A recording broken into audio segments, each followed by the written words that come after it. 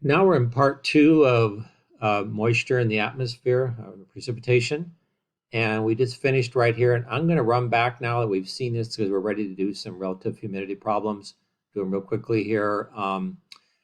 The one thing I wanted you to see here was that condensation happens when the air reaches saturation, which is 100% relative humidity. And the way that you get to that 100% relative humidity, as we said just before we broke off on that last show, was to either cool the air off or to add more water vapor to it, which can happen, for example, by an air mass passing over a very large moist surface, including an ocean or a sea or a lake or something.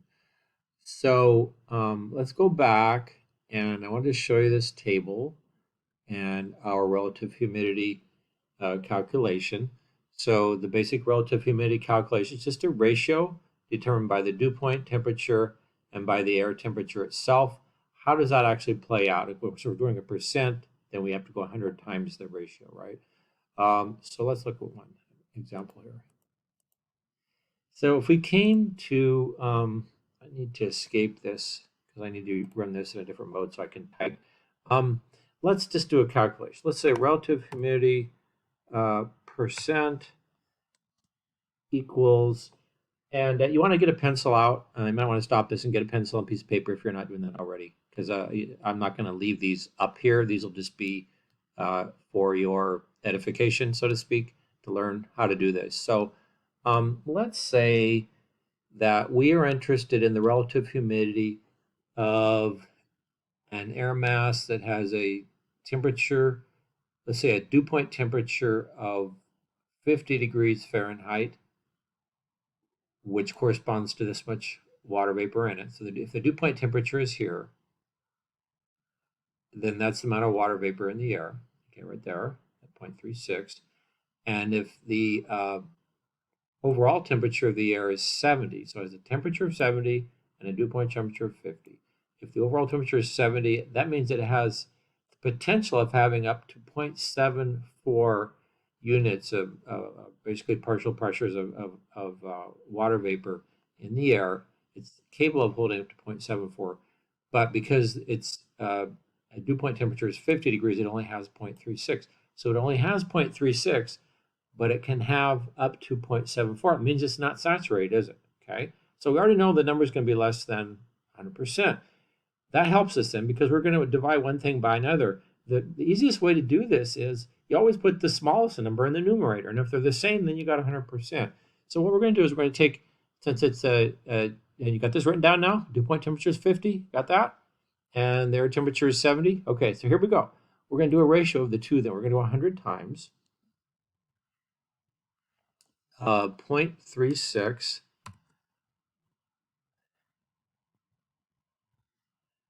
divided by the, which is the amount of water vapor in the air right now, divided by the 0.74.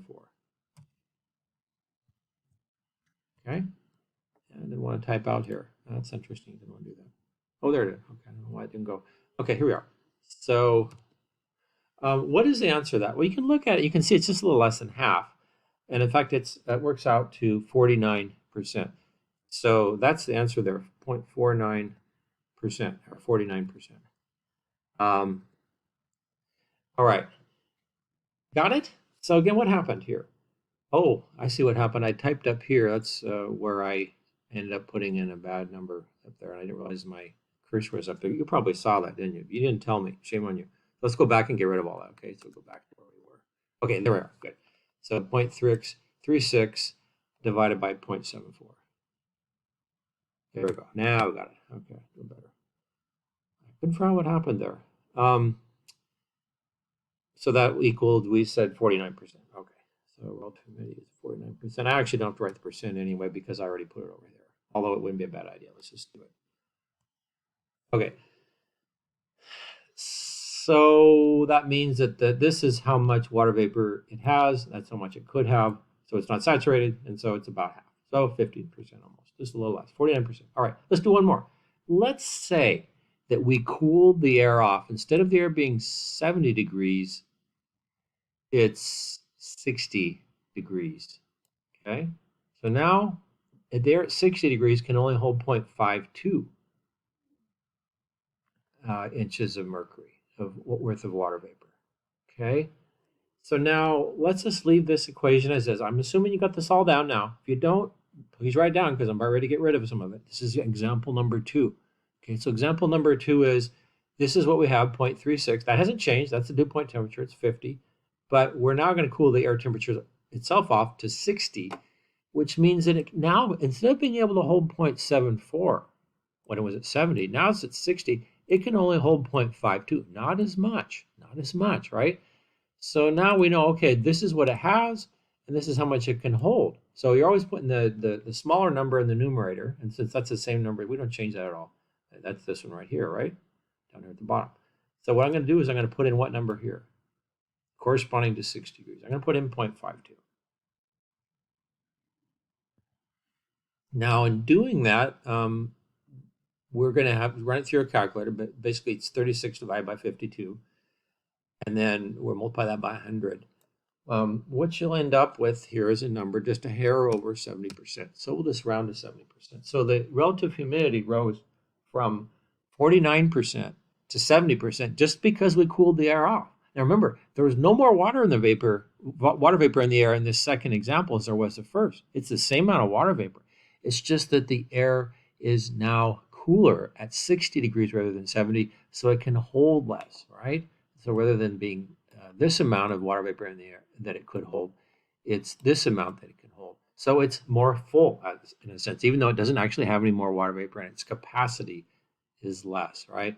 So that is how that all works, okay? Let's do one more example. I'm going to change everything. One quick example. Let's say, let's say it's wintertime and we've got, let's say it's the dew point temperature is 40 degrees. That's a common dew point in Oregon in the winter, kind of rainy winter day or almost rainy winter day. And let's say that the temperature of the air is, let's say it's kind of a warm winter. Well, it may be early spring, okay? 60 degrees. All right. So we've got a dew point temperature corresponding to 40 degrees, which means that that's how much water vapor is in the air. So let's go ahead and put that in there. That's how much is in, 0.25. And let's say it's the temperature of 60 degrees. And so that's how much it could hold, okay, which is what we had before, right? So that 60 degrees can hold that much. That's what we've got in it. So now if we go that, divide by that, you can see that's not 70 anymore, is it? It's going to be about, what is that, about 46% or so? Let me see, I'll quickly run that through my calculator here.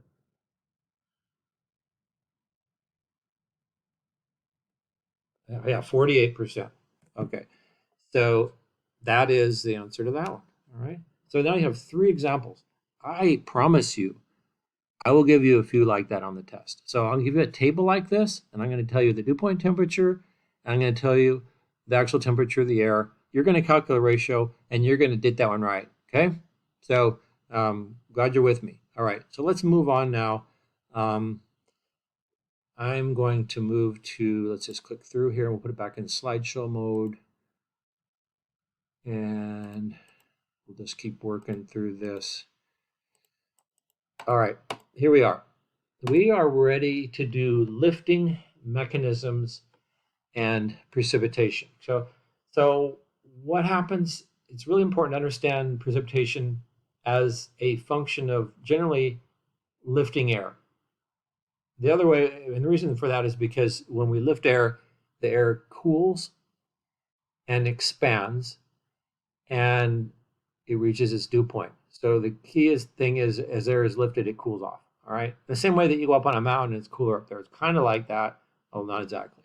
All right. So the air can be lifted and cooled to the dew point in order to induce condensation. All right. So how is the air in the atmosphere lifted?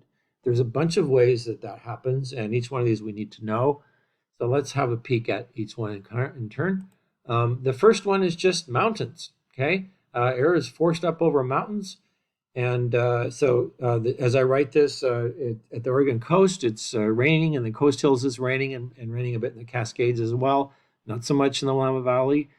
So the air is lifted, and in places where it's lifted enough as precipitation. Now, this particular process here, looking down below the diagram, as this is pushed up, eventually this rain will go up the slope. In fact, your peak rainfall is usually going to be somewhat higher up. It's kind of an amazing thing to jot down. Here's a little interesting stat. For every 50 feet of elevation increased in the Oregon coast hills, the average annual precipitation rises by 1 inch. Yes, that's an average. Kind of an amazing number. So for every 50 feet higher elevation, an inch more of annual precipitation on average is received. Got that one? All right. So in our own setting here in the Pacific Northwest, this could be the coast hills, right? Or it could be the Cascades. So the wet side is the west side, and it's somewhat drier on the east side. Now in the coast hills, we don't wring much moisture out, and a lot of the clouds just kind of sail across anyway and don't get lifted all that much. So is it drier over on this side? Yeah, it's drier. It's not like if you go to say Monmouth, which is kind of on Dallas, Oregon, kind of on this side down here, right? It doesn't really seem too dry there, does it? But it actually is drier than it was over at the same elevation on the other side of the mountains. So, how about the Cascades, though? So, if you go to Bend, Oregon, you go over, what is it, Santiam Pass, and you go by Subtle Lake and Sisters. You're going down this side, right? You get over here to Bend. Is Bend drier than Salem? If you've ever been there, and maybe some of you haven't, but if you've ever been there, the easy answer is what? Yes. Okay, so this is the dry side. So there's some other terms that are used here you might want to jot down. The dry side is also called the rain shadow. Okay, rain shadow. Okay, another term is the lee side. So this will be the windward side, the lee side, and in fact, a mountain system like this is also called a littoral. Littoral. This isn't a littoral. It's a mountain system along a coast, and so the coast hills are like that. And to some degree, the Cascades kind of serve that way too. And so this is the wet side. Okay, classic. Anywhere in the world where you've got moisture coming into a mountain system, you have usually wetter on this side, kind of thing, most of the year. All right. So orographic is one. So it doesn't have to be a mountain, but it can just also be going to higher elevations, generally speaking, gradually up into like a plateau, a higher kind of interior plane or something will do the same trick if you're going up that slope. That's the first way, this natural process, forced uphill. The second is convectional. And convectional, if you look at this, is kind of a silly looking. Is that supposed to be a face there on this guy? Anyway, I look at that and I see the face of some creature, convectional cloud creature. Anyway, so this is where you have heated air and air rises, and that convection, you can see the vertical development of the clouds there, much more vertically developed than, say, these stratus clouds are. With orographic precipitation here, and you get the precipitation underneath. The thunderstorms. Class, what is convectional? Thunderstorms is the easiest sort of example of that. And so places where there's some good local heating, so late spring, summer, early fall, are typically where we get convection. Okay, heated surface. Those thunderstorms that develop in the afternoon over the mountains, kind of thing. All right, and they can also be in lower areas here too. If you go to Sisters, Oregon, by the way, interesting fact for you, they have more sunshine in the morning there than they do in the afternoon in the summertime. And it's because they get the convectional cloud buildup sometimes over there that time of year. It's that way in much of central and eastern Oregon. The differences aren't huge, but with people who do the solar panel, they're in that industry, they know that. You tilt your panels a little more towards the southeast to maximize annual production of solar panels because it clouds up in the afternoon sometimes during the high sun season. All right, so thunderstorms. Don't worry about the stages there in this particular case. Just know thunderstorms are the classic example. There's low pressure systems, and these are like the intertropical convergence zone we looked at. There'll be low pressure cells where the tropical weather systems, they're our own kind of late fall, winter, early spring storms, mid-latitude cyclones, and so on. And finally, there's frontal systems where, like for example, cold air is undercutting warm air and lifting it up. So that cold air coming in lifts the warm air up. That warm air rises and expands, and voila, you've got precipitation. Okay, so the next one is the global precipitation map. we'll look at in the next show.